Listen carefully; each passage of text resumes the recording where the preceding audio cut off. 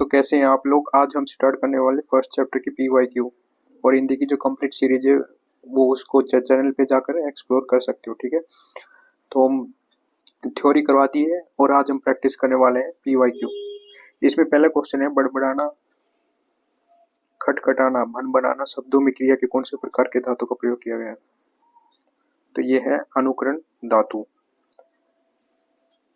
ठीक है, इसमें क्या है, बड़बड़ाना, खटखटाना, भन बनाना शब्दों में अनुकरण धातु का प्रयोग किया गया। दिए गए अन्य विकल्प असंगत है। अनुकरण धातु कौन से होते हैं, किसी पदार्थ की ध्वनि के अनुकरण पर जो धातु बनाए जाते हैं उन्हें अनुकरण धातु कहते हैं। ये धातु ध्वनि सूचक शब्द के अंत में आ करके ना जोड़ने से बनते हैं, जैसे बड़बड़ से बड़बड़ाना, खटखट से खटखटाना तथा बन बन से बन बनाना होता है। ठीक है, नेक्स्ट क्वेश्चन है, दो भिन्न भिन्न व्यंजनों के परस्पर मेल को डैश व्यंजन कहते हैं। क्या कहते हैं इसको, संयुक्त व्यंजन। दो भिन्न भिन्न व्यंजनों के परस्पर मेल को संयुक्त व्यंजन कहते हैं। हिंदी वर्णमाला में संयुक्त व्यंजनों की संख्या कितनी है, 4। क्षत्रिय, त्रय, जय और श्रय। ये वैसे क्या बोलते हैं इसको, गलत बोलते हैं, वैसे संस्कृत में जय होता है। ठीक है, नेक्स्ट क्वेश्चन है, डैश धातु वे है जो किसी दूसरे शब्द से न बने हो, जैसे करना, बैठना, चलना आदि। इन्हें क्या कहते हैं, इन्हें क्या कहते हैं, मूल धातु। वे शब्द जो किसी दूसरे शब्दों से न बने हो उन्हें क्या कहते हैं, उन्हें मूल धातु कहते हैं। जैसे करना, बैठना, चलना इत्यादि जो धातु किसी दूसरे शब्द से बनाए जाते वे यौगिक धातु कहलाते हैं। जैसे रंग से रंगना, चिकना से चिकनाना, चिकनाहट, चिकनाना। नेक्स्ट क्वेश्चन है, वह डैश वह शास्त्र है जो भाषा की शुद्ध रूप के ज्ञान का है और भाषा को स्थायी व मानक रूप प्रदान करता है, उसे क्या कहते हैं, व्याकरण। हरियाणा पुलिस में पूछा गया कांस्टेबल में। व्याकरण वह शास्त्र है जो भाषा के शुद्ध रूप का ज्ञान कराता है तथा भाषा को स्थायी व मानक रूप प्रदान करता है। नेक्स्ट क्वेश्चन है, शब्द की रचना में किसका योगदान नहीं होता, प्रत्यय, धातु, पद, उपसर्ग। तो किसका नहीं होता इसमें,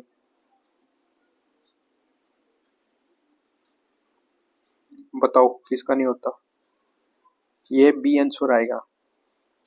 शब्द की रचना में पद का योगदान नहीं होता, जबकि प्रत्यय व उपसर्ग का शब्द की रचना में योगदान होता है। प्रत्यय मूल शब्द के अंत में लगकर नए शब्द बनाते हैं, उपसर्ग मूल शब्द के पहले लगकर नए शब्द बनाते हैं। तो याद रखना, ये प्रत्यय उपसर्ग में क्या होता है, शब्द की रचना में पद का योगदान नहीं होता, प्रत्यय व उपसर्ग का शब्द की रचना में योगदान होता है। और इसमें ना जैसे बाकी के ऑप्शन है, ये धातु भी दे रखा है। ठीक है, तो इसमें इसको ये भी याद रखना, ऑप्शन भी याद रखने, कई बार आ जाते हैं, रिपीटेड क्वेश्चन हो जाते हैं। ठीक है, नेक्स्ट क्वेश्चन है, सिक्स्थ, हिंदी के जिन वर्णों का उच्चारण करते समय केवल श्वास का प्रयोग किया जाए उन वर्णों को कहते हैं, क्या कहते हैं, अघोष। हिंदी के अघोष वर्णों का उच्चारण करते समय केवल श्वास का प्रयोग किया जाता है। कैसे किया जाता है, जैसे जबकि घोष में केवल नाद का उपयोग होता है। अल्पप्राण वे व्यंजन है जिनके उच्चारण में श्वास। अब इसमें पूछना है अघोष, सघोष, अल्पप्राण और महाप्राण। तो आंसर इसका अघोष आएगा।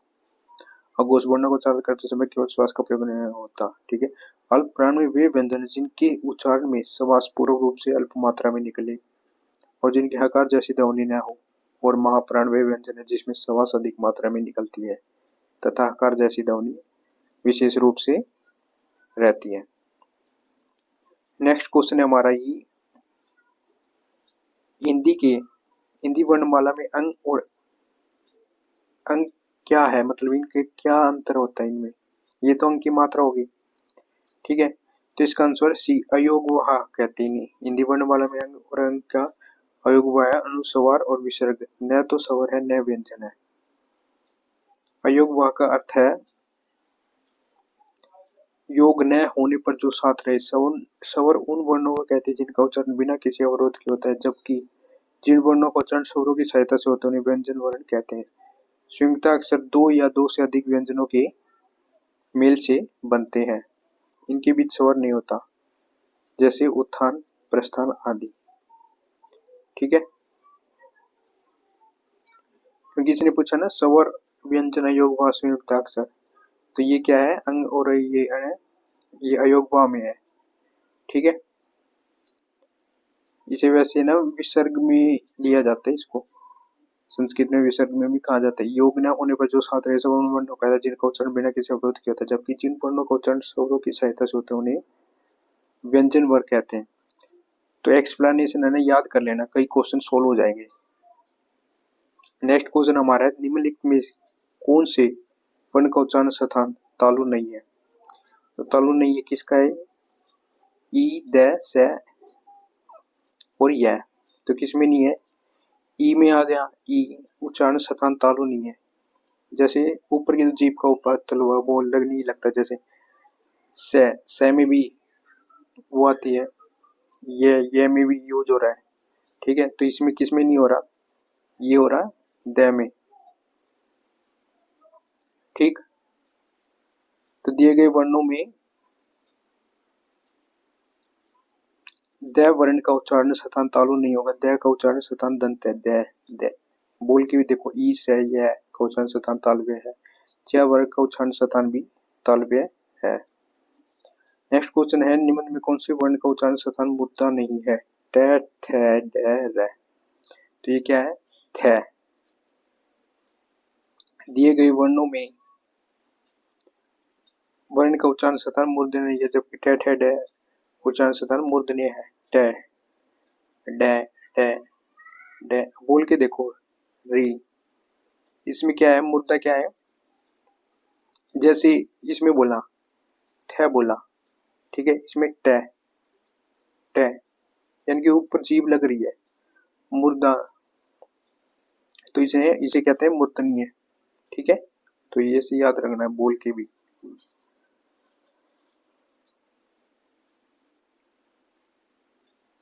नेक्स्ट है विसर्ग का उच्चारण किसकी बात होता है, तो ये है से है, तो विसर्ग का उच्चारण है वर्ण की बात होता है। से का उच्चारण स्थान तालव्य, से का उच्चारण स्थान दंत है, से का उच्चारण स्थान मूर्धन्य है। से बोलते हैं ना, इसमें दंती, ये थोड़ा बहुत डाउट लग रहा है, इसको देखना पड़ेगा। भाषा की सबसे छोटी इकाई है वर्ण, शब्द, पद, वाक्य, तो ये क्या है, वर्ण है। भाषा की सबसे छोटी इकाई वर्ण है, जबकि उच्चारण की दृष्टि से भाषा की लघुत्तम इकाई ध्वनि है। साथ ही सार्थकता की दृष्टि से देखा तो भाषा की सबसे छोटी इकाई शब्द है। भाषा की व्याकरणीय योग्यता प्राप्त लघुत्तम इकाई पद है। भाषा की इस पूर्ण सार्थक इकाई को वाक्य कहते हैं। ठीक है, तो इसमें न याद रखा करो, जैसे से का उच्चारण से था मूर्धन्य, बोल के देखते हैं, अंदर से आवाज आ रही है, जैसे से का है दांतनीय, दंत है, से, इसमें दांतों का भी यूज है, से का उच्चारण से तालव्य है, जैसे से बिना अगर तलवे के नहीं लगे से, जैसे जीव से, तो ऐसे बोलने से क्या आता है, याद हो जाएंगे ये वर्णमाला। भाषा की सबसे छोटा क्या है, वर्ण, जबकि उच्चारण की दृष्टि से भाषा की लघुत्तम इकाई ध्वनि है। साथ ही सार्थकता की दृष्टि से देखा जाए तो भाषा की सबसे छोटी इकाई क्या है, शब्द। भाषा की व्याकरणीय योग्यता प्राप्त लघुत्तम इकाई क्या है, वो है पद। भाषा की पूर्ण सार्थक इकाई को क्या कहते हैं, वाक्य कहते हैं। हिंदी में प्रत्येक वर्ग के अंतिम वर्ण का उच्चारण स्थान क्या है, दंत, तालु, नासिका, कंठ। नासिका है क्योंकि नाक के बिना बोला ही नहीं जा सकता। जैसे हिंदी में प्रत्येक वर्ग के अंतिम वर्ण का उच्चारण स्थान नासिका है, ये वर्ग हो गए, डे, अण, ने, में वर्ण जैसे आते हैं ना, उनमें नाक का यूज होता है। अब जैसे शब्दों का जो रूप व्यंजनों के साथ जोड़ा जाता है उसे क्या कहते हैं, उसे कहते हैं मात्रा। वर्णमाला उच्चारण स्थान आगत वर्ण क्या है, मात्रा। स्वरों का जो रूप व्यंजनों के साथ स्थान जोड़ा जाता है उसे क्या कहते हैं, मात्रा कहते हैं। जबकि वर्णों के क्रमबद्ध और व्यवस्थित समूह को क्या कहते हैं, वर्णमाला। तो याद रखना, मात्रा किसे, स्वरों का जो रूप व्यंजनों के साथ जोड़ा जाता है, और वर्णों के क्रमबद्ध और व्यवस्थित समूह को वर्णमाला कहते हैं। ठीक है, नेक्स्ट क्वेश्चन है च वर्ग का उच्चारण मुंह के किस भाग से होता है। अब बोल के देखो, च च, कंठ, ओष्ठ, मुर्दा, तालु। अब कंठ से तो नहीं हो रहा, ठीक है, ओठ से बोल के देखो, च, मुर्दा, ये होता है च, मतलब डी। तालु से आ रहा है जैसे च, च, क्योंकि जब ऊपर लगता है ना, जब भी बोला जाता है, ठीक। छ का उच्चारण, वर्ग का उच्चारण किस भाग से होता है? च वर्ग का उच्चारण मुंह के तालु भाग से होता है। च वर्ग के अतिरिक्त ई य और स का उच्चारण स्थान भी तालु है, जबकि क वर्ग का उच्चारण स्थान कंठ, ट वर्ग का उच्चारण स्थान मुर्दा, त वर्ग का उच्चारण स्थान दंत तथा प वर्ग का उच्चारण स्थान ओष्ठ है, ठीक। नेक्स्ट क्वेश्चन है, नंदनवन शब्द में डैश मात्रा है, 2, 4, 6, 5, तो कितनी मात्रा है इसमें? सी, 6। नंदनवन शब्द में 6 मात्रा शेष दिए गए अन्य विकल्प असंगत है। छंद शास्त्र के मात्रा नियम के अनुसार नंदनवन में 6 मात्रा हो गए। अनुस्वार वर्ण में गुरु मात्रा का क्या है? विधान होता है, ठीक है। तो ये छोटा चैप्टर है वैसे। अब इसके मतलब ये कितने 14 हो गए, या अब 16 में आगे 15 हो गए, ठीक है। तो क्या देवनागरी लिपि में कुल विसर्ग और अनुस्वार सहित कितने स्वर माने गए हैं? 15, 11, 13, 10। तो कितने माने गए हैं?